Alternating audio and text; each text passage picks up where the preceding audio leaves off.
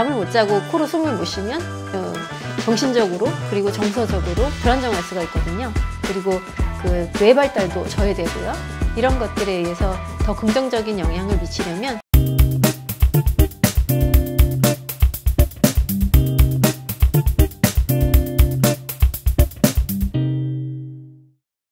네, 원장님 안녕하세요. 안녕하세요. 치과의사 오유정입니다. 네, 오늘은요 궁금한 게 있는데요. 제 친구가 교정치료를 했는데 숨쉬기가 좋아졌다고 얘기를 하는데 교정치료로도 숨쉬는 게 좋아질 수가 있나요? 네. 언뜻 생각하면 그게 말이 되나 싶을 수도 있으신데요. 궁금하시죠? 가능합니다. 이론적으로 가능한 것뿐만 아니라 실제로 많이 좋아지세요. 보통 이제 어떤 분들이 숨쉬기가 어려웠는데 교정 후에 숨쉬기가 좋아지냐면 입안을 봤을 때 입 천장이 좀 좁은 분들, 그런 분들한테서 숨쉬기가 좋아지는 현상들이 발생을 해요. 처음에 이제 교정 상담으로 오시면 제가 어머님들한테 많이 여쭤보는 것 중에 하나가 아이가 입술을 잘 다물고 있나요? 요거예요. 아이들을 그냥 얼굴만 딱 봐도 항상 입술을 벌리고 입으로 숨 쉴 것 같은 친구들은 교정과 전문의 눈에는 그냥 보입니다. 그런 골격적인 패턴의 특징이 있어요.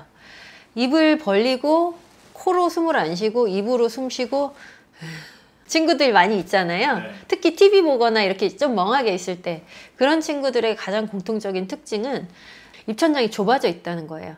그 외에 부수적인 특징들로는 충치에 취약해서 입이 많이 마를 거 아니에요. 입을 벌리고 숨을 쉬다 보면. 그러다 보니까 충치가 잘 생기고 입냄새가 난다든지, 그리고 코가 좀 막혀가지고 비염이 있는 친구들에서 그런 구호흡이 2차적으로 나타나기도 하고요. 이가 삐뚤빼뚤하다든지 앞니가 앞쪽으로 뻗어져 있다든지 이런 특징들도 같이 볼 수가 있어요. 어쨌든 입천장이 쪼그라든 상태에서는 다시 그걸 이제 펴줘야 다시 교정을 잘 해서 치아를 배열할 수 있을 거 아니에요. 그 쪼그라든 입천장을 확장하는 것 자체가 환자들에게서는 코로 숨쉬기가 편하게 해주고 턱의 포지셔닝이 좋게 되는 그런 특징이 있습니다. 그래서 그런 친구들은 가장 먼저 어머님께 여쭤본 후에 아이가 비염이 있어서 코로 잘 숨을 못 쉬어요 라든지 그 코가 잘 막혀요 하면은 교정치료 전에 이비인후과 치료를 꼭 받고 오시라고 말씀을 드려요.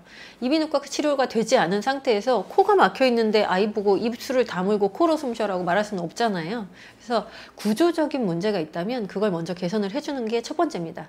그래서 이비인후과에서 비염이라든지 축농증이라든지 뭐 비중격 망곡증이 심해서 뭐 문제가 있다면 그런 것들에 대한 치료를 먼저 받으실 것을 추천드리고, 아이가 입술을 다물고 우리 N자세 알죠?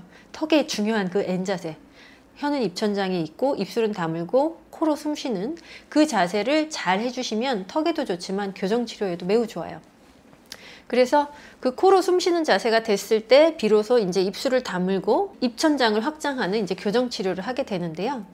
이미 비강이 많이 좁아져 있고 입천장이 쪼그라들어 있던 환자들은 턱의 자세도 불안정해서 턱이 뒤로 갇히는 경우들이 많이 있어요. 그럼 이렇게 되면은 숨쉬기도 좀 힘들겠죠. 그리고 밤에 잠잘 때 누워서 잤을 때 그 혀뿌리가 뒤쪽 기도를 밀게 되면서 코골이 현상도 많이 일어나게 됩니다. 이런 환자들에게서 입천장을 넓혀주고 무턱 환자였다면 하악을 앞으로 전진시켜주는 그런 치료를 같이 하게 되면 입천장 쪼그라진 건 코가 볼륨을 회복하면서 코 비강 내의 부피가 회복이 되면서 숨쉬기가 좋아지는 효과가 있고요. 하악이 전진하면서 기도, 눌려있던 기도가 앞으로 좀 더 확장이 되는 그런 기도의 회복 효과가 있습니다. 그러면 코골이도 줄어들 수 있겠죠, 부수적으로. 그래서 코가 막혔거나 혹은 잠잘 때 코골이가 심한 아이들, 이런 아이들 같은 경우는 이비인후과, 비염치료, 수면 다원 검사 이런 것들을 다 같이 총체적으로 시행하는 것이 교정치료에도 도움이 될 수 있고, 아이의 전체적인 신체 발달, 잠을 못 자고 코로 숨을 못 쉬면 정신적으로 그리고 정서적으로 불안정할 수가 있거든요. 그리고 그 뇌 발달도 저해되고요. 이런 것들에 의해서 더 긍정적인 영향을 미치려면 교정과 다른 의과적인 진료 과목들을 합쳐서 진행을 하시는 것이 조금 더 도움이 되실 수 있어요. 그래서 이렇게 확장하는 아이들을 이제 예를 들어 보면은 입안이 완전히 쪼그라들어 있고 아래턱보다 입천장이 쪼그라진 이런 경우에 확장 장치를 써서 확장을 하게 되는데요. 입천장에 좀 걱정되실 수 있겠지만 그닥 많이 불편하지는 않은 스크류를 식립을 해가지고 입천장을 쪽쪽쪽 쪼개지는, 그러니까 확장을 하는 그런 치료를 합니다. 확장 치료를 하게 되면 가장 먼저 보이는 게 앞니의 간격이에요. 앞니가 저렇게 벌어져도 돼요? 라고 걱정하실 수 있지만 다 닫아집니다. 이 벌어진 공간은 실제로 뼈가 분리되면서 벌어지거든요. 거기에 다시 뼈가 다 차요. 뼈가 차지 않으면 저런 치료를 하면 안 되겠죠. 그래서 뼈가 차면서 점점 시간이 갈수록 다른 치아들을 삐뚤빼뚤한 것들을 배열하면서 점차 뼈가 다 차게 돼서 처음에 그 벌어졌던 공간은 아예 안 보이게 되니까 그건 걱정하지 않으셔도 되고요.